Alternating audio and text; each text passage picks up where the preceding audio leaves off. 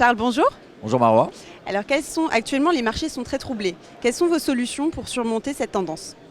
Face à cet environnement en effet un peu complexe et disons troublé comme vous le dites, nous on a plusieurs stratégies, mais d'abord on va favoriser, puisqu'on est une entreprise Audacia spécialisée sur la tech et la deep tech, on va aller rechercher dans un certain nombre de secteurs très particuliers ou qui sont traversés par, portés, devrais-je dire, par des évolutions majeures comme la transition climatique, la transition donc énergétique, le renouveau de l'industrie spatiale, la transition alimentaire durable et d'autres vagues qui bouleversent en fait toute notre économie. On va aller chercher dans la deep tech profondément des entreprises qui s'appuient sur de la haute technologie et qui sont en cours de création ou qui viennent d'être créées récemment et qui sont donc sur lesquelles on va investir au début.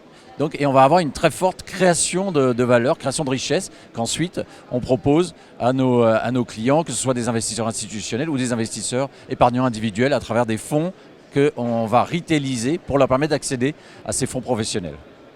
Très bien. Et au-delà de la tech, est-ce que vous avez d'autres solutions aujourd'hui? Alors, à côté de la tech, on a une solution pour ceux qui veulent plutôt investir dans l'immobilier, dans les actifs réels. Et on a des fonds qui sont spécialisés sur le co-living. Le co-living, c'est cette nouvelle façon de se loger, d'habiter, très demandée notamment chez les jeunes cadres, où en fait on partage, c'est de la coloc.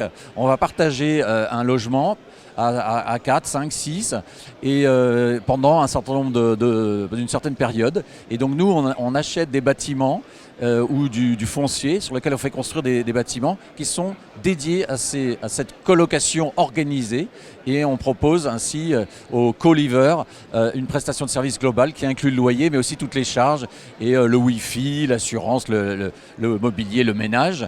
Et pour les investisseurs, c'est très intéressant parce que c'est très résilient. C'est de l'immobilier résidentiel. Les loyers sont indexés sur l'inflation.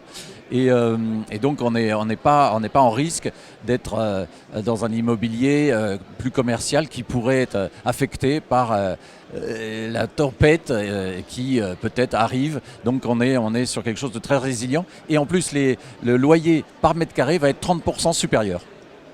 Très bien, merci beaucoup Charles. Merci beaucoup.